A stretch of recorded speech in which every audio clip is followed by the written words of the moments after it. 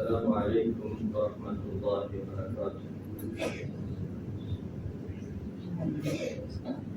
الله أكبر الله أكبر الله أكبر الله أكبر. أشهد أن لا إله إلا الله أشهد أن لا إله إلا الله أشهد أن محمدا رسول الله أشهد أن محمدا رسول الله حي على الصلاة حي على الصلاة حي على الفلاح حي على الفلاح. الله أكبر الله أكبر لا إله إلا الله.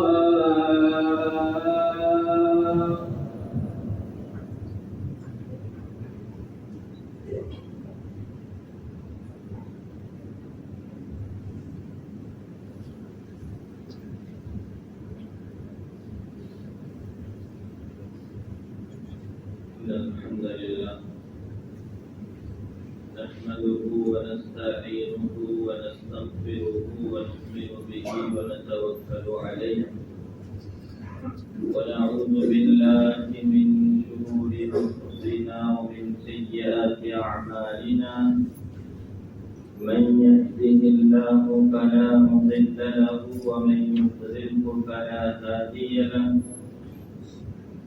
أشهد أن لا إله إلا الله وحده لا شريك له وأشهد أن محمدا عبده ورسوله.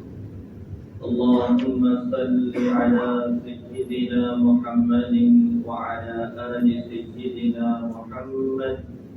أما بعد فقد قال الله تعالى في محكمه تنزيل والفرقان المجيد: أعوذ بالله من الشيطان الرجيم. بسم الله الرحمن الرحيم. ولا تجعل يدك مغلولة إلى عنقك ولا تبسطها كل البسط فتقعد ملوما محسورا. صدق الله العظيم. وقال رسولنا صلى الله عليه وسلم: خيركم من تعلم القرآن وعلمه، أو كما قال عليه الصلاة والسلام. سبحانك لا علم لنا إلا ما علمتنا إنك أنت العليم الحكيم. அரசாட்சி தனதாக்கி அதன் சாட்சி நபியாக்கி அலமாட்சி புரிந்து கொண்டிருக்கும் எல்லாம் வல்ல இறைவன் அல்லாஹ் சுப்ஹானஹு வ தஆலா அவன் ஒருவன், இணை துணையற்றவன், முழு உலகத்தையும் ஒரே குடையின் கீழ் வைத்து ஆட்சி செய்து கொண்டிருக்கின்ற மகா வல்லவன். இந்த அல்லாஹ்வுக்கே அனைத்து புகழும். அல்ஹம்துலில்லாஹ். உயிரிடும் மேலான ரசூலுல்லாஹி ஸல்லல்லாஹு அலைஹி வஸல்லம் அவர்கள் மீதும் அவர்களின் வாழ்க்கை வழிமுறைகளை அணுகும் தவறாது பின்பற்றி வாழ்ந்த சஹாபாக்கள், தாபிஊன்கள், தபஅ தாபிஈன்கள், இன்னும் கியாமத்துடைய நாள் வரைக்கும் யாரெல்லாம் ஈமான் கொண்டவர்களாக அந்த நபி ஸல்லல்லாஹு அலைஹி வஸல்லம் அவர்களுடைய வாழ்வை தமது வாழ்வாக எடுத்து நடக்கின்றார்களோ அத்தனை மக்கள் மீதிலும் அல்லாஹு தஆலாவினுடைய ஸலாத் என்னும் கருணையும் சலாம் என்னும் ஏற்றமும் என்றென்றும் உண்டாவதாக. இப்புனிதமான தினத்திலே இறைவனுடைய கட்டளையை நிறைவேற்ற வேண்டும் என்கின்ற ஒரே நோக்கத்துக்காக வேண்டி அல்லாஹ்வுக்கு மிக விருப்பமான இடமாகிய அவனது மாளிகையிலே இவ்விடத்தில் இருந்து விடுகின்ற ஒவ்வொரு மூச்சையும் கழிக்கின்ற ஒவ்வொரு வினாடியையும் ஈருலகிற்கும் பயனுள்ளதாக ஆக்கிக் கொள்வதற்காக வேண்டி நவைத்துல் இஅ்திகாஃப மா துன்து ஃபீ ஹாதல் மஸ்ஜித் லில்லாஹி தஆலா, இந்த மஸ்ஜிதில் இருக்கும் காலமெல்லாம் அல்லாஹ்வுக்காக வேண்டி இஅ்திகாஃப் இருக்கிறேன் என்ற நியத்துடன் வந்தமர்ந்திருக்கும் அல்லாஹ்வினுடைய நல்லடியார்களே, அன்பு விசுவாசிகளே, அல்லாஹ் சுப்ஹானஹு வ தஆலா சோதனைக்காக வேண்டி தந்திருக்கின்ற இந்த சொற்பமான துன்யாவினுடைய வாழ்க்கையிலே நாம் வாழுகின்ற பொழுது எதையெல்லாம் எடுத்து நடக்கும்படி எமக்கு கட்டளை பிறப்பித்திருக்கிறானோ அவைகளை எடுத்து நடக்கும்படியும் எவைகளை எல்லாம் விட்டு விலகி ஒதுங்கி வாழும்படி எம்மை தடுத்து வைத்திருக்கிறானோ அப்படியான விடயங்களை விட்டும் முற்று முழுதாக விலகி ஒதுங்கி வாழும்படியும் முதற்கல் எனக்கும் அப்பால் உங்களுக்கும் வசியத் என்னும் அன்பு கட்டளை பிறப்பிக்கிறேன். விசேஷமாக நாம் தனிமையில் இருக்கின்ற பொழுது எம்மை ஷைத்தான் யாரும் பார்க்கவில்லை என்கின்ற உணர்வை ஏற்படுத்துகின்ற பொழுது அனுதினமும் அல்லும் பகலும் ரப்புல் ஆலமீன் அல்லாஹ் என்னை பார்த்து கொண்டிருக்கிறான் என்கின்ற உயர் தக்வாவை நாம் கடைபிடித்துக் கொள்ள வேண்டும் என்ற விடயத்தையும் வசியத்தை செய்து கொள்கிறேன். கண்ணியமானவர்களே, அல்லாஹ்வினுடைய நல்லடியார்களே, புனிதமிக்க ஒரு காலத்தை கடந்தவர்களாக நாம் வாழ்ந்து கொண்டிருக்கிறோம். அல்லாஹ்வினுடைய நல்லடியார்களே, ரமலானுடைய ஆரம்ப குதுபாவிலே இந்த மஸ்ஜிதிலே நாம் கேட்ட ஒரு ஞாபகம் இருக்கிறதே, நாம் இபாதுர் ரமலான் அல்ல இபாதுர் ரஹ்மான், நாம் ரமலானுடைய அடியார்கள் அல்ல ரஹ்மானுடைய அடியார்கள். ரமலான் வந்தாலும் சரி, ரமலான் சென்றாலும் சரி, ரமலானில் நான் எப்படி இறைவனுக்கு அடிமைப்பட்டு வாழ்ந்தேனோ அது போன்று எனது மரணம் வரைக்கும் எனது ரஹ்மானுக்கு அடிமைப்பட்டுதான் நான் வாழ்வேன் என்கின்ற உயர் கோட்பாட்டை, ஈமானுடைய அடிப்படையை நாம் அனைவரும் எடுத்து நடப்பது நம் அனைவர் மீதும் கடமையாக இருந்து கொண்டிருக்கிறது. கண்ணியமானவர்களே, விசேஷமாக ஷவ்வாலுடைய மாதத்திலே இருக்கிறோம். ஒரு இபாதத்தினுடைய கபூலியத்துக்குரிய அடையாளம், அதனை தொடர்ந்து இன்னும் இபாதத்துகள் செய்கின்ற சந்தர்ப்பத்தை நாம் அடைந்து கொள்வது. ஒருத்தர் அமல் செய்கிறார், அவரது அமலுக்கு பின்னர் பாவம் செய்கிறார் என்றிருந்தால் அந்த அமல் அல்லாஹ் தஆலாவிடத்தில் எந்த அளவுக்கு கபூலியத் என்ற விடயத்தில் அது கேள்விக்குறியாக இருக்கக்கூடிய ஒரு விடயமாக இருந்து கொண்டிருக்கிறது. ஒரு 5000 ரூபாய் நோட் இருக்கிறது, அதில் ஒரு பக்கம் இலங்கை நாட்டினுடைய 5000 ரூபாயினுடைய அனைத்து விடயங்களும் இருக்கிறது. ஒரு மனிதர் இருக்கிறார், அவர் அமல் செய்கிறார், மிக அழகான முறையில் செய்கின்ற அமல் தான் அந்த பக்கம். அடுத்த பக்கத்தில் அவருடைய அமலுடைய அடுத்த பக்கத்தில் இலங்கை 5000 ரூபாய் நாணயத்திற்கு மறுபக்கத்தில் வேறு நாட்டினுடைய எவ்வளவு உயர்ந்த ரூபாவினுடைய ஒரு பகுதி அங்கே பதிக்கப்பட்டிருந்தாலும் அந்த நோட்டை கொடுத்து ஒரு டொஃபின் கூட எங்களால் இந்த நாட்டில வாங்க முடியாது. ஒரு பகுதி 5000 தான், மற்ற பகுதியும் அதை சார்ந்ததுதான். ஆனால் வேறு ஒரு நாட்டினுடைய நாணயத்தின் பக்கம் அதில் இருக்கிறது என்றிருந்தால் கண்ணியமானவர்களே, அது பெருமதியற்றதாக மாறிவிடுகிறது. ஒருத்தர் அமல் செய்கிறார், அது ஒரு பக்கம். ரமலான் வந்தது, ரமலானில் அமல் செய்தோம், தஹஜ்ஜத் தொழுதோம், தராவீஹ் தொழுதோம், நோன்பு நோற்றோம், அல்லாஹ்வுக்கு மாற்றம் செய்யாமல் வாழ்ந்தோம். ரமலான் முடிந்தது, பெருநாள் தினத்திலிருந்து எங்கள் அந்த அமலினுடைய அடுத்த பக்கம் வேறு விடயங்கள் அரங்கேற ஆரம்பித்து விட்டால் அந்த அமல் பெருமதியற்றதாக மாறிவிடுகிறது. எனவே கண்ணியமானவர்களே, அல்லாஹ்வினுடைய நல்லடியார்களே, ஷவ்வாலுடைய காலம் இன்னும் எஞ்சி இருக்கிறது. இதில் 6 நோன்பு நோட்காத யாரும் இருந்தால் அந்த 6 நோன்பை நாம் நோற்றுக் கொள்வோம் என்றிருந்தால் இருக்குகின்ற காலத்துக்குள் அந்த 6 நோன்பையும் நோற்றுக் கொள்வோம் என்றிருந்தால், கண்ணியமானவர்களே, இந்த வாய்ப்பே என்னுடைய ரமலானுடைய 6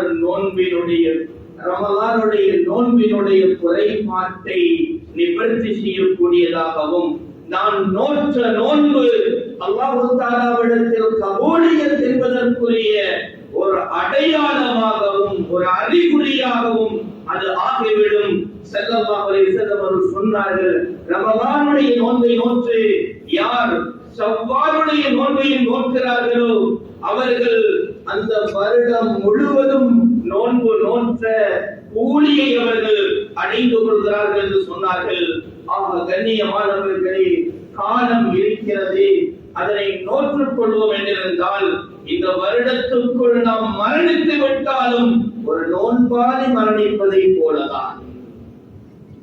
அல்லாஹ் நம் அனைவருக்கும் தௌஃபீக் செய்வானாக. கண்ணியமானவர்களே, அல்லாஹ் சுப்ஹானஹு வ தஆலா எங்களுக்கு தந்திருக்கின்ற தீனுல் இஸ்லாம் இது ஒரு மனிதனுடைய வாழ்க்கையில் எதனையும் சொல்லித் தராமல் விட்டது கிடையாது. இன்று மனிதர்கள் தனது வீட்டில் இருந்து உலகளாவிய ரீதி வரைக்கும் உண்டான பேசப்படுகின்ற, முயற்சி செய்கின்ற, தன் வாழ்வை அர்ப்பணிக்கின்ற ஒரு விடயம்தான் பொருளாதாரம் சார்ந்த விடயம். எங்களது தீனுல் இஸ்லாம் பொருளாதாரத்தினுடைய விடயத்தில் எப்படி பொருளாதாரத்தை நாம் அடைந்து கொள்ள வேண்டும், எப்படி நாம் உழைக்க வேண்டும், அதனை ஈர்த்துக் கொள்ளும் வழி எவ்வாறு அமைந்து கொள்ள வேண்டும் என்ற விடயத்தையும் சொல்லித் தருகிறது. அத மாதிரி நாங்கள் எப்படி ஈட்டிய பொருளாதாரத்தை செலவழிக்க வேண்டும் என்கின்ற விடயத்தையும் எங்களை இஸ்லாம் சொல்லித் தருகிறது. இது எந்த மார்க்கத்திலும் இல்லாத ஒரு விடயமாக இருக்கிறது. அல்லாஹ்வினுடைய நல்லடியார்களே, இன்று பார்க்கிறோம், உலகளாவிய ரீதியில் பொருளாதாரத்தை மேம்படுத்த வேண்டும் என்ற அடிப்படையில் இஸ்லாமுக்கு மாற்றமான என்ன விடயத்தை எடுத்துக்கொண்டு அவர்களது புத்தி சொல்வதற்கு ஏற்ப அவர்கள் எழும்பிக் கொண்டு சென்றாலும் அந்த இடத்தில் ஒரு உடைவு ஏற்படுவதையும் வளர்ச்சி இல்லாமல் குன்றி போவதையும் எமது கண்ணூடாக பார்த்துக் கொண்டிருக்கிறோம். அல்லாஹ்வினுடைய நல்லடியார்களே, பொருளாதார மேம்பாட்டுக்காக வேண்டி இஸ்லாம் சொல்லிருக்கின்ற ஒரு முக்கியமான விடயம் தான் ஜகாத் என்று சொல்கின்ற விடயம். அல்லாஹ் குர்ஆனிலே ஒரு மனிதன் பொருளாதார விடயத்தில் எவ்வாறு நடந்து கொள்ள வேண்டும் என்ற விடயத்தை மிக அழகாக சொல்லித் தருகிறார். இதுதான் உண்மையும் கூட. உலகம் அல்லாஹ்வுக்குரியது. உலகத்தில் உள்ள விடயங்களை ஏற்பாடு செய்யக்கூடியவன் ரப்புல் ஆலமீன் அல்லாஹ். அவன் நாடாமல் மரத்தில் இருக்கின்ற ஒரு பழுத்த இலை கூட விழ முடியாது என்றிருந்தால் ஒரு ரூபாய் பணம் எவ்வாறு சம்பாதிப்பது? கண்ணியமானவர்களே, பொருளாதார விடயத்தில் அல்லாஹ் சொல்கிறான், وَلَا تَجْعَلْ يَدَكَ مَغْلُولَةً إِلَى عُنُقِكَ. பணத்தை எல்லாம் சம்பாதித்துக் கொண்டு நான் செலவு செய்ய மாட்டேன், நான் கொடுக்க மாட்டேன், நான் யாருக்கும் இதனை பங்கு வைக்க மாட்டேன் என்று உங்களுடைய கரங்களை கழுத்துகளில் தொங்கவிட்டுக் கொண்டிருக்க வேண்டாம். அத மாதிரி இருக்கிற எல்லாத்தையும் ஒரு வரையறை இல்லாமல், திட்டமிடல் இல்லாமல் செலவழித்து விட்டு கை சேதப்பட்டு உட்கார்ந்து கொள்ளவும் வேண்டாம். நீங்கள் முறைமை பிரகாரம் செலவழிக்க வேண்டும், முறை பேணி உழைக்க வேண்டும், கொடுக்காமல் இருக்கக்கூடாது என்ற விடயத்தை அல்லாஹ் குர்ஆனில் கூறுகிறான். கண்ணியமானவர்களே, இஸ்லாம் பொருளாதார வளர்ச்சிக்காக வேண்டி தந்திருக்கின்ற பாரிய ஒரு திட்டம் ஜகாத் என்கின்ற திட்டம். அல்லாஹ்வினுடைய நல்லடியார்களே, பொருளாதார வளர்ச்சிக்காக வேண்டி இறைவன் சொன்ன திட்டத்தை ஒரு வீடல்ல உலகம் கடைபிடிக்கும் என்றிருந்தால் முழு உலகமும் பொருளாதார வளர்ச்சியை நிச்சயமாக காணலாம் என்பது ஒவ்வொரு முஃமினுடைய கோட்பாடாக, அசைக்க முடியாத நம்பிக்கையாக இருந்து கொண்டிருக்கிறது. ஏன் அல்லாஹ் தஆலா இந்த ஜகாத்தை வைத்திருக்கிறான் தெரியுமா? குர்ஆனில் அதையும் அல்லாஹ் சொல்கிறான். கை லா யகூன தௌலதன் பைனல் அக்னியாஇ மின்கும். வசதி வாய்ப்பு என்பது, பணம் என்பது, இந்த செல்வம் என்பது தனவந்தர்களுடைய கரங்களில் மாத்திரம் இருக்காமல் ஏழை எளியவர்களுடைய கரங்களிலும் அது போய் சேர வேண்டும் என்பதற்காக வேண்டித்தான் அல்லாஹ் தஆலா இந்த ஜகாத்தை அமைத்து வைத்திருப்பதாக குர்ஆனிலே அல்லாஹ் சுப்ஹானஹு வ தஆலா மிக அழகாக சொல்கிறான். அல்லாஹ்வினுடைய நல்லடியார்களே, ஜகாத்தினுடைய திட்டம் இது மனிதர்களால் ஏற்படுத்தியது கிடையாது.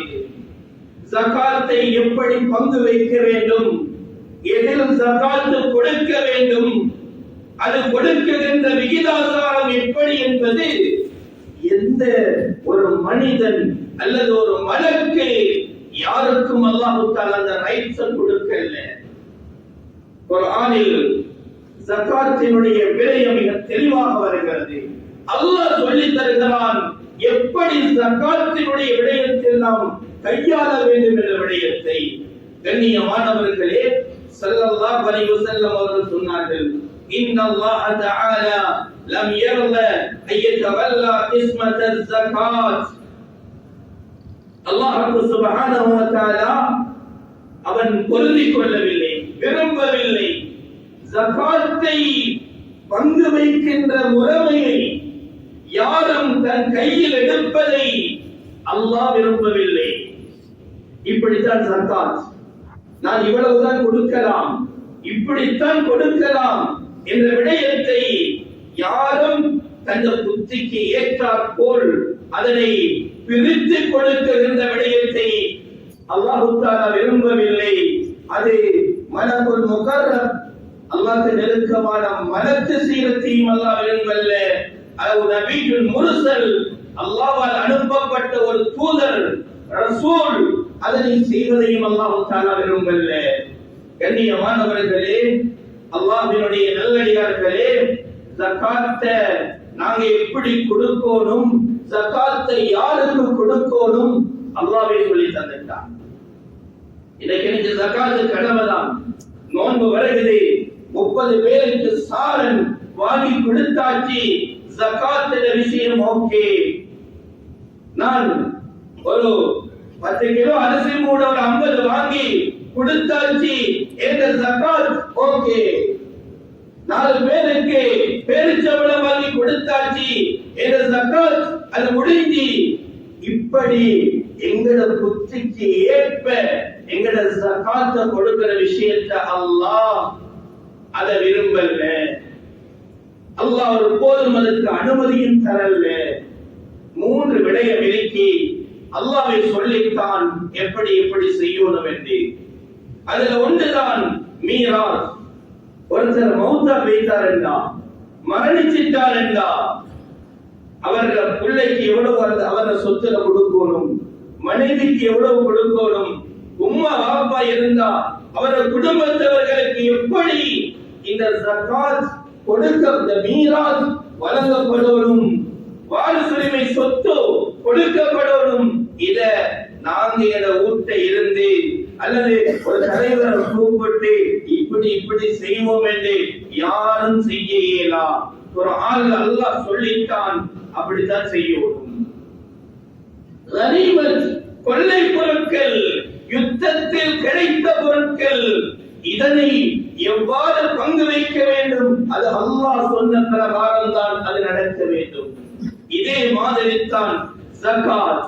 நாங்க எங்க மனைவியோடு, எங்க அப்பா உம்மாவோடு, எங்க குடும்பத்தோடு ஆலோசனை செய்து இப்படி இப்படி கொடுப்போம், இவ்வளவு கொடுப்போம் என்று முடிவு செய்யற ரைட்ஸ் அல்லாஹ் யாருக்கும் கொடுக்கல.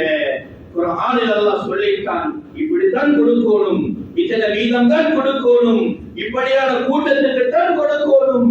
இதுதான் அல்லாஹ் தஆலா வைத்திருக்கின்ற முறைமையாக இருந்து கொண்டிருக்கிறது. அல்லாஹ்வினுடைய நல்லடியார்களே, ஜகாத் கொடுக்காட்டி அது ஒரு பெரிய விடயம் இல்லை என்று யாரும் நினைத்துக் கொள்ள முடியாது. நீங்க பார்க்கிறோம், நாளுக்கு நாள் மரணங்கள் அதிகரித்துக் கொண்டுதான் இருக்கிறது. இன்னைக்கு ஒவ்வொருத்தருடைய கண்ணுக்கு முன்னாலேயும் மரணம் தெரிந்து கொண்டிருக்கிறது. நான் எவ்வளவு காலம் வாழ போறோமோ, எவ்வளவு காலம் வாழவேனோ. கண்ணியமானவர்களே, இதற்கு முன்னால் உள்ள காலத்தில் இருந்த பயத்தை விட கூடுதலான அளவுக்கு ஒரு மனிதன் யோசிக்கின்ற அளவுக்கு மரணங்களை நாம் பார்த்துக் கொண்டிருக்கிறோம்.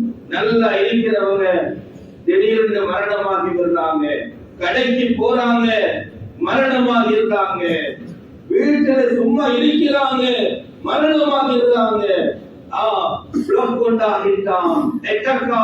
கண்ணியமானவர்களே, பிரஷர் கூடிட்டாம், அப்படியாம் இப்படியாம் கேள்விப்பட்டுக் கொண்டுதான் இருக்கிறோம்.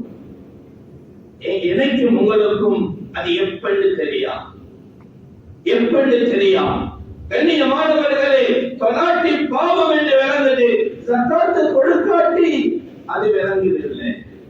அல்லாஹ் தஆலா குர்ஆன்ல 3 விஷயங்களை சேர்த்து தான் சொல்றான். அதை யாராலும் பிரிக்க முடியாது, யாராலும் பிரிக்க முடியாது. கண்ணியமானவர்களே, இதாஅத்துல்லாஹ் இதாஅத்துர் ரசூல். ஒருத்தர் சொல்ல இயலாம், நான் அல்லாஹ்வை மட்டும் தான் வழிபடுவேன் என்று யாருக்கும் சொல்ல இயலாம். அல்லாஹ் குர்ஆன்ல அல்லாஹ்வுக்கும் வழிபடணும், ரசூலுல்லாஹ்வுக்கும் வழிபடணும். ரசூலுல்லாஹ் விட்டுட்டு ஒருத்தர் அல்லாஹ் மட்டும் வழிபடுகிறேன் என்று சொன்னா இவர் முஃமின் கிடையாது, அப்படி அவர் செய்யவும் இயலாது. கண்ணியமானவர்களே, அதே மாதிரி அனிஷ்குர்லி, அல்லாஹ் சொல்றான், அல்லாஹ் தந்த நிஅமத்துகளுக்கு ஒரு அடியான் அல்லாஹ்க்கு ஷுக்ர் செய்யணும், அல்லாஹ்க்கு நன்றி செலுத்தணும். வலிவாலிதைய, பெற்றோர்களுக்கும் நன்றி செலுத்தணும். இது அல்லாஹ் குர்ஆன்ல சேர்த்து தான் சொல்றான். ஒருத்தர் நல்ல பெர்ஃபெக்ட் அடியாராக இருக்கிறார், அல்லாஹ்க்கு மாற்றம் செய்யறதே இல்லை, பெற்றோர்கள் விஷயத்தில் அவரே என்னென்றும் கணக்கெடுக்கிற இல்லைன்னா இவர் உண்மையான அல்லாஹ்வினுடைய அடியார் கிடையாது. அது அல்லாஹ் குர்ஆன்ல சேர்த்து தான் சொல்றான். அல்லாஹ் இத பிரிச்சு சொல்லல. அத மாதிரி இகாமத்துஸ் ஸலாத், தொழுகை இல்லாட்டி காஃபிர் என்று சொல்றோம், தொலாட்டி ஏசுறோம், தொலாட்டி முசீபத் என்று சொல்கிறோம், தொழாதவனுக்கு இஸ்லாத்தில் பங்கில்லை என்று சொல்கிறோம். சுமார் 30-40 இடங்களில் அல்லாஹ் குர்ஆனிலே இந்த தொழுகையோடு ஜகாத்தையும் சேர்த்து சொல்கிறார். என்றால் ஜகாத் என்பது தொழுகைய மாதிரி கடமையானவங்களுக்கு மிக கடுமையான கடமையாகும் என்பதில் எந்த சந்தேகமும் கிடையாது. இதை பிரிக்க இயலாம். தொழுகிறேன், எனக்கு ஜகாத் கொடுக்க இயலா என்றால் கண்ணியமானவர்களே, அவர் காஃபிர். ஹஜ்ரத் அபூபக்கர் சித்திக் ரலியல்லாஹு அன்ஹு இரக்கமானவங்க. உமர் ரலியல்லாஹு அன்ஹுவுக்கு கோபம் வரும் கூடுதலாக. யாருக்கும் அடிக்கோடும் கழுத்தை வெட்டோடும் என்று நிற்கும் போதெல்லாம் அவங்களை தணிக்கிறதே அபூபக்கர் சித்திக் ரலியல்லாஹு அன்ஹு. இவங்கள காலத்துல ஜகாத் கொடுக்க இயலான்னு சொன்னாங்க. எனக்கு தொலை ஏலும் ஜகாத் கொடுக்க இயலான்னு சொன்னாங்க. அதை கொடுக்க மாட்டோம் என்று சொன்னாங்க. கண்ணியமானவர்களே, அந்த அபூபக்கர் சித்திக் ரலியல்லாஹு அன்ஹு அவர்கள் அந்த ஜகாத் கொடுக்காதவர்களுக்கு எதிராக யுத்தம் செய்தார்கள்.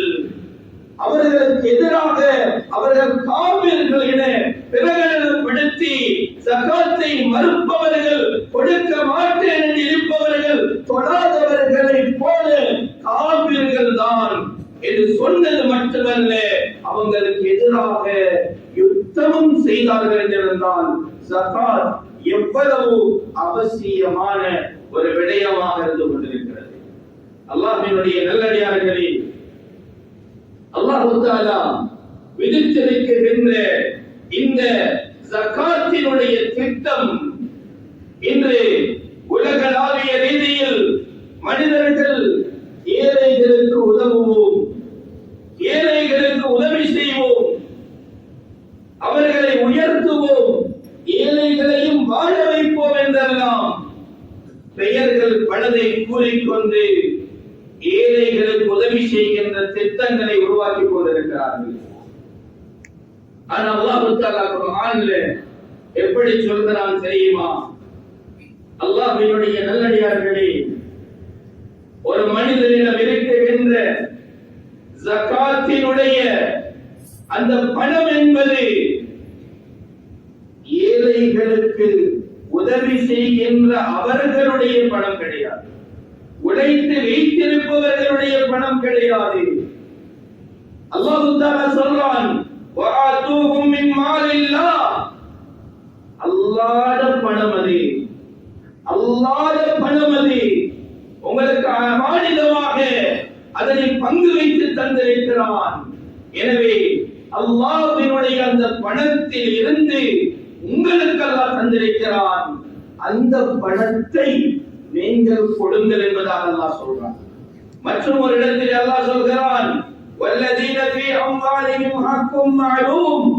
இதை சொல்றோம், எங்கட உரிமை, மனித உரிமை, தனி நபரினுடைய உரிமை, ஹியூமன் ரைட்ஸ் என்றெல்லாம் ஒவ்வொருத்தருடைய உரிமையில யாருக்கும் கை வைக்க முடியாது. அதற்கு பல சட்டங்கள் இருக்கிறது. கண்ணியமானவர்களே, அல்லாஹ் குர்ஆன்ல சொல்றான், அல்லாஹ் யாருக்கெல்லாம் செல்வத்தை கொடுத்தானோ, ஜகாத் கொடுக்கிற அளவுக்கு ஆற்றலை கொடுத்தானோ, அவர்களிடம் அறியப்பட்ட ஒரு உரிமை இருக்கிறது. அது யாருக்குரிய உரிமை தெரியுமா? லிஸ்ஸாஇலி வல் மஹ்ரூம், ஏழைகளுக்கும் அவர்களிடம் கேட்டு வருகின்ற இல்லாதவர்களுக்கும் உரிய ஹக்கு தான் அது. அது அவர்களுடைய ஹக்கு இல்லை. நான் உழைத்ததுதான், என்னுடைய பணம் தான். கண்ணியமானவர்களே, அந்த பணத்தை எனக்கு தந்த அல்லாஹ் சொல்றான், இது உன்னுடையதல்ல, இது ஏழைகளுடையது, அதை கொடுக்கத்தான் வேண்டும். எல்லாத்தையும் கொடுக்க அல்லாஹ் சொல்லல, விகிதம் வைத்திருக்கிறான். கண்ணியமானவர்களே, அல்லாஹ்வினுடைய நல்லடியார்களே, வியாபார பொருட்கள்ல கொடுக்கணும், தங்கம் வெள்ளில கொடுக்கணும், அதோட நாணயத்தையும் சேர்க்கலாம். கால்நடைகள், ஆடு மாடு, இதுல கொடுக்கணும், விவசாயத்தில் கொடுக்க வேண்டும். யாருக்காவது புதை பொருட்கள், அல்லாஹ்வினுடைய அருள்கள் கிடைத்து விட்டால் நாட்டினுடைய சட்டம் இதெல்லாம் பேணி இவருக்கு என்ன கிடைக்கிறதோ அதுல கொடுக்கணும். விவசாயத்தில் கொடுக்க வேண்டும். விவசாயத்தினுடைய ஜகாத் வருடம் காப்பது கிடையாது, லாபம் வந்தால்தான் என்பது கிடையாது. வஆது ஹக்கஹும் யௌம ஹஸாதிஹி, என்றைக்கு அவர் அறுவடை செய்கிறாரோ அதுல 20 மூடைக்கு ஒரு மூடை அவர் ஜகாத் கொடுக்கணும். எனக்கு லாபம் இல்ல, ஜகாத்து கொடுக்க இயலா என்று யாரும் சொல்ல இயலா. கண்ணியமானவர்களே, இந்த விவசாயத்தினுடைய விடயத்தில் நவீன கால விவசாய செலவுகளுக்கு ஏற்ப ஒருத்தர் மிக கடுமையான கஷ்டத்தில் இருக்கிறார். 20 மூடை இருந்தா அவருக்கு ஜகாத்து கடமண்டா. இவர் பிரச்சனைய ஒரு நல்ல ஆலிமிடம் போய் சென்று பேசி கேட்டு இவர் முடிவு செய்யாமலைக்கு ஏண்டா இவர்கிட்ட இருக்கிறது, அல்லாஹ் இவருக்கு கொடுத்த ஏழையுடைய ஹக்கு, இவர் அந்த ஜகாத் விஷயத்தை பேசி தெரிந்து கொள்ள வேண்டும், எப்படி கொடுக்க வேண்டும் என்று இவர் தெரிந்து கொள்ள வேண்டும். கண்ணியமானவர்களே, நாங்கள் 2 வாக்குறுதிக்கு மத்தியில் இருக்கிறோம். 2 வாக்குறுதிக்கு மத்தியில் இருக்கிறோம். பொருளாதார விடயத்தில் ஷைத்தான் சொல்கிறான், அல்லாஹ் குர்ஆனிலே அதனை அழகான முறையிலே தெளிவுபடுத்துகிறான். அஷ்-ஷைத்தானு யஇதுகுமுல் ஃபக்ர். என்கிட்ட ஜகாத் கடமை வருடம் பூர்த்தியாகிட்டு ஒவ்வொருத்தர மனசுக்கும் தெரியும் நான் ஜகாத் கொடுக்கணுமா இல்லையா. இவர்கிட்ட பணம் இருக்கு. ஷைத்தான் சொல்றான், நீ கொடுத்துறாத, உனக்கு ஃபக்ர் வந்துடும், உனக்கு வறுமை வந்துடும், இல்லாமல் போய்விடும். ஷைத்தான் சொல்கிறான். ஆனால் அல்லாஹ் கூறுகிறான், வல்லாஹு யஇதுகும் மக்ஃபிரா. நீ கொடு, ஜகாத் கொடு, அதாவது அதனை படித்து தெரிந்து அந்த ஜகாத்தை கொடு. உனக்கு அந்த கொடுக்கிறதின் மூலமாக உன்னை மன்னிப்பேன், உன்ன பாவங்களை மன்னிப்பேன். அதை விட அதிகமா நான் தருவேன். இது அல்லாஹ்வுடைய வாக்குறுதி. ஷைத்தான வாக்குறுதி. ஷைத்தான் எங்களுக்கு வாக்குறுதி தான், கொடுக்காத குறைஞ்சிடும். அல்லாஹ் சொல்றான், நீ கொடுவாப்பா, உன்னை மன்னிப்பேன், உனக்கு சொர்க்கம் போக மன்னிப்பு வேணும் என்று. என் அருள் கிடைக்க உனக்கு இந்த மன்னிப்பு வேணும்.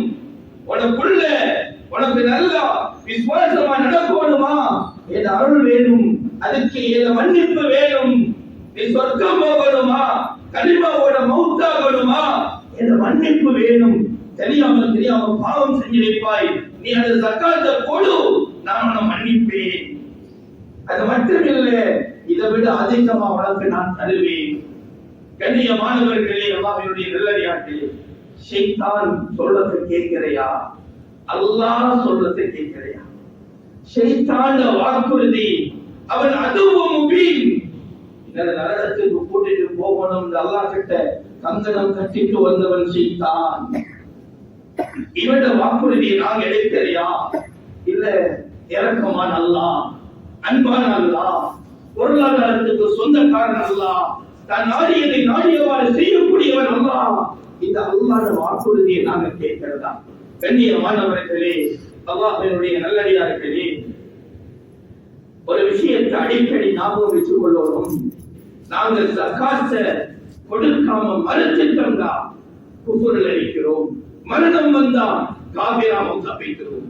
நஊது பில்லாஹி மின் ذلك. என்னத்துக்கு இந்த வாழ்க்கை? என்னத்துக்கு இந்த வாழ்க்கை? கண்ணியமானவர்களே, எதற்காக தொழுகிறோம்? எதற்காக நோன்பு நோக்கிறோம்? எதற்காக ஹஜ்ஜிக்கு போறோம், உம்ராக்கு போறோம்? நான் அல்லாஹ்வை மன்னிப்பு அடைஞ்சு சொர்க்கம் போகணும் என்பதற்காக வேண்டித்தானே. இந்த செல்வத்துக்காக வேண்டி இந்த ஈமானை இழக்கலாமா, காபிராக மாறலாமா? நஊது பில்லாஹி மின் ذلك. அல்லாஹ்வினுடைய நல்லடியார்களே, ஜகாத் கொடுக்கிறவங்களுக்கு நபி அவங்க சத்தியம் செய்து சில விடயங்களை சொன்னாங்க. சும்மா சொன்னாலே அது உண்மைதான். சத்தியம் செய்து சில விடயங்களை சொன்னார்கள்.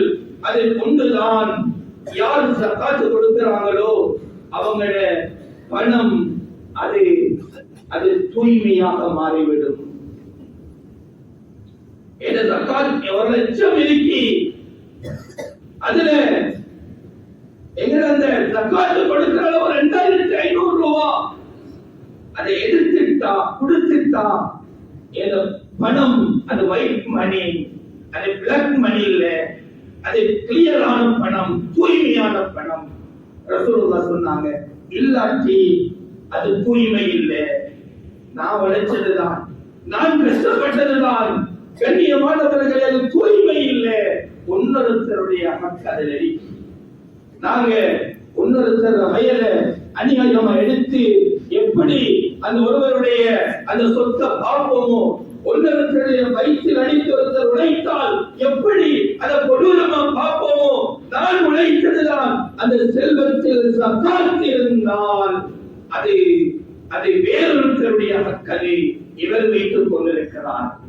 கண்ணியமானவர்களை, மற்றும் ஒன்று சொன்னார்கள் ஸல்லல்லாஹு அலைஹி வஸல்லம், ஜகாத் கொடுப்பவருக்கு கபருடைய வேதனை நீக்கப்படும். மௌத்தா போல கபரில் இருக்கிறவங்க கேட்டால்தான் அதுல உண்மை நிலைகள் சரியா விளங்கும். என்ன வேதனைப்பா கபருல, என்ன வேதனை? தனிமையில, யாரும் இல்லாத இடம், இருட்டு வீடு, அநியாயம் நடந்தால், வேதனை நடந்தால், இந்த பலகீனமான உள்ளம் படைத்த எனக்கு எவ்வாறு தாங்க முடியாது. கண்ணியமானவர்களே, நபி சொன்னாங்க, ஜகாத் கொடுக்கிறவருக்கு அந்த பணமே வந்து அதனாலும் நான் தான் நீ ஜகாத் கொடுத்த பணம், என்னால உனக்கு கபருடைய வேதனை நீக்கப்படுகிறது. கண்ணியமானவர்களே, ரசூலுல்லாஹ் சத்தியம் விட்டு சொன்னாங்க, ஜகாத் கொடுக்கிறவங்களுக்கு இந்த நிலைமைய.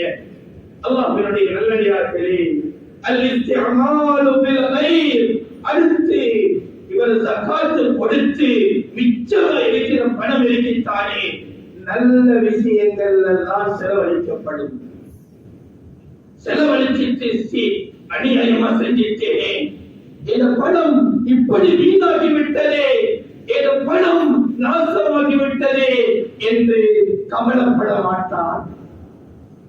மிச்சம் இருக்கிற பணம் அது அவருக்கு மனசுக்கு பொருத்தமா, மனசுக்கு ஏற்றால் போல் நிம்மதியான செலவுகள் தான் அந்த பணத்தின் ஊடாக நடக்கும். உலகிலும் அதனை கொண்டு திருச்சி பெறுவார், இல்லை என்றால் கை செய்தப்படுவார். ஒருத்தர் சொன்னார், திடீரென்று அவருக்கு ஹார்ட் பிளாக் ஏற்பட்டுச்சு, நெஞ்சு வலி, ஹாஸ்பிடல் போனார். இவர் சாப்பிட வேணாம் என்றாங்க. இவர் தண்ணி சாப்பாடு தான் தின்றாரே, இப்ப சோறு தின்னணும் ஆசை, நடக்கிறதுக்கு பயம். இங்கிருந்து அந்த டாக்டரை புக் பண்ணி ஆன்லைன்ல தள்ளி பே பண்ணிட்டு கார்ல சென்டருக்கு கார் எடுத்து டிரைவர் ஒன்றும் போட்டு அங்க போய் அவர் டாக்டர் செல்றாரு, வெயிட் பண்ணிவரே, நீங்க சோறு தின்னலாம். இப்ப வீட்டை வாராரு, அது ஒரு பீங்கான் சோறு தின்றதுக்கு அவரை செலவழிச்ச செலவு 45,000 ரூபாய். 45,000 ரூபாய். கண்ணியமானவர்களே, ஒரு 350 ரூபாய் செலவழித்து சாப்பிடுகின்ற சோறு இவர் தின்றது 45,000 ரூபாய். ஒரு எக்ஸாம்பிள், ஒரு உதாரணத்துக்கு கூறுகிறேன். இப்படி இவர் கொடுக்கணும். அவர் பணத்திலிருந்து 2 லட்சம் தான், 2.5 லட்சம் தான் ஜகாத். அதை கொடுக்கல. இவர் செல்வம் இவர் விரும்பாம, இவர் ஆசைப்படாத, இவருக்கு தேவையில்லாத அநியாயமான செலவுகள், அநியாயமான செலவீனங்கள் இவருக்கு ஏற்படும். இது நபி அவர்கள் சத்தியமிட்டு சொன்னதே. அல்லாஹ்வினுடைய நல்லடியார்களே, இறுதியாக ஒரு விடயத்தை மாத்திரம் கூறி முடித்துக் கொள்கிறேன். யார் ஜகாத் கொடுக்கிற பணத்தை தனது செல்வத்துக்குள் ஆக்கிக் கொள்ளாரோ, இந்த ஒரு வெள்ளாம வெட்டின இந்த காசையும் போட்டாத்தான் ஒரு டிராக்டர் எடுக்கலாம், ஜகாத் கொடுத்தா எடுக்கலாம். இப்ப இவர டிராக்டருக்குள்ள ஜகாத்துல காசு இருக்கு. இந்த வீட கட்டுறதுக்கு இதை எடுத்தால்தான், இதையும் போட்டு கட்டினால்தான் கட்டலாம். அந்த வீட்டில ஜகாத்துல காசு இருக்கு, இவரது காசு தான். அந்த வீட்டில ஜகாத்துல காசு இருக்கு, இவர் எடுத்த வாகனத்துல ஜகாத்துல காசு இருக்கு. மகனுக்கு கல்யாணம் முடிச்சு கொடுக்கணும், இதை எடுத்தா கடன் வாங்கித்தான் செய்யணும். ஜகாத்துல காசில தந்த மகள் கல்யாணம் நடந்துச்சு. கண்ணியமானவர்களே, ரசூலுல்லாஹ் சொன்னாங்க, எதுக்குள்ள ஜகாத்துல பணம் கலந்திருக்கிறதோ அந்த விடயம் நாசமாகிவிடும் என்றாங்க. நஊது பில்லாஹி மின் தாலிக். ஏதோ புள்ளட கல்யாணத்துல ஜகாத்துல காசு இருந்தா எதுக்காக வேண்டி, எந்த நிம்மதிக்காக வேண்டி புள்ளட கல்யாணத்தை செஞ்சோமோ அந்த புள்ளட வாழ்க்கை அநியாயமாகிவிடும். எந்த வாகனத்தை லாபத்துக்காக வேண்டி எடுத்தோமோ அந்த தொழில் நாசமாகிவிடும். எந்த நிம்மதிக்காக வேண்டி அந்த வீட்டை கட்டினோமோ அந்த வீடு நாசமாகிவிடும். வீட்டில் நாசம் ஏற்பட்டுவிடும். பாத்திரத்துக்கு பெருசளிக்கும், ரிச்சளிக்கும், நல்ல கம்ஃபர்டபிள் அளிக்கும். கண்ணியமானவர்களே, என்ன தேவையோ அது கிடைக்காது. அல்லாஹ்வினுடைய நல்லடியார்களே, அன்பு விசுவாசிகளே, அல்லாஹ் சுப்ஹானஹு வ தஆலா தற்காலிகமாக தந்திருக்கின்ற விடயங்கள் தான் இந்த சொத்து செல்வங்கள். நிரந்தரமானது ஆகிரம். உலகத்தில் நிம்மதி வேண்டும் என்றால் அது அல்லாஹ் தான் தரணும். இன்னைக்கு பேஸ்புக்ல, இந்த ட்விட்டர்ல, டிக்டாக்ல ஒவ்வொரு பெயர்களை சொல்லிக் கொண்டு ஒரு சில சூத்திரங்களை பேசுகிறார்கள், பொருளாதார திட்டங்களை பேசுகிறார்கள், வாழ்வியல் தத்துவங்களை பேசுகிறார்கள். எல்லோரும் அதனை ஆசையாக கேட்கிறார்கள்.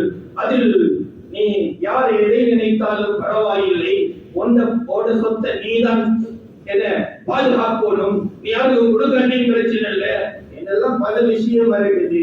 ஏன் சொல்கிறேன் என்றால், இன்று ஒரு இன்றியமையாத தேவையாக இந்த பேஸ்புக்கும் டிக்டாக்கும் எல்லாருடைய கையிலையும் அது ஆகிவிட்டது. அதில் உள்ள கருத்துக்களை பார்ப்பதுதான் அதிகம். என்ன கருத்து வந்தாலும் எங்களை மேம்படுத்துறதுக்கு, எங்களை வளர்க்கிறதுக்கு, எங்களை ஸ்டேட்டஸை கூட்டிக் கொள்றதுக்கு அவங்க சொல்ற கருத்து இஸ்லாத்திற்கு சில நேரங்களில் முரண்படுகிறது. அதனை நன்கு அறிந்த உலமாக்களுடன் போய் பேசி அந்த விடயங்களை கையாளணுமே தவிர கண்மூடித்தனமாக அந்த இடத்தில் ஒரு விடயம் மட்டும் பேசப்படுகிறது. நான் என்னுடையது என்ற விடயத்தை மேம்படுத்தும் முகமாகத்தான் அந்த ஆடியோக்கள், வீடியோக்கள் அமைகிறது. அதை பார்த்தா வாலிபர்களுக்கு ஒரு வகையான புத்துணர்ச்சி ஏற்படுகிறது. கண்ணியமானவர்களே, அதுவல்ல இஸ்லாம். எங்கட சொத்து செல்வங்கள், எங்கட வாழ்வியல் விடயங்கள் இஸ்லாத்தோடு போனாத்தான் அதிலே வெற்றி இருக்கிறது. எனவே எல்லாம் அல்லாஹ் சுப்ஹானஹு வ தஆலா நம் அனைவரையும் எங்கட பொருளாதாரத்தை ஹலாலான முறையிலே ஈட்டி அதனை அல்லாஹ் சொன்ன பிரகாரம் செலவழிக்கின்ற நல்லவர்களாக அல்லாஹ் தஆலா ஆக்கியருள்வானாக. யா அல்லாஹ், எங்கட பாவங்களை மன்னிச்சிடு யா அல்லாஹ், எங்கட தவறுகளை மன்னிச்சிடு யா அல்லாஹ், எங்கட பாவங்களாக எங்களை அழிச்சிடாதே அல்லாஹ், எங்களை வீணாக்கிடாதே அல்லாஹ். இரக்கமான ரப்பே, உனக்கு விருப்பமான நிலைமைகள் எங்களை ரூகுகளை கைப்பற்றிடு யா அல்லாஹ். பாவத்தோட எங்களை சிக்கி வைக்கின்ற நிலைமைகள் எங்களை ரூகுகளை கைப்பற்றிடாதே அல்லாஹ். பாவியை மரணிக்க வச்சிடாதே அல்லாஹ். அல்லாஹ் இரக்கமான ரப்பே, யாருக்கும் அநியாயம் செய்கின்ற சந்தர்ப்பத்தை எங்களை வாழ்க்கையில தந்துடாதே அல்லாஹ். அல்லாஹ், ஹராத்திலிருந்து எங்களை வெளியாக்கிடு யா அல்லாஹ், ஹராத்தை வெறுக்க வச்சிடு யா அல்லாஹ். அல்லாஹ், ஹராத்தில் இருக்கிற இன்பத்தை எடுத்துடு யா அல்லாஹ். அல்லாஹ், உனக்கு கட்டுப்படுகின்ற விடயத்திலே இன்பத்தை தாய் அல்லாஹ், உன்னை நிறுத்துகிற விடயத்திலே இன்பத்தை தாய் அல்லாஹ்.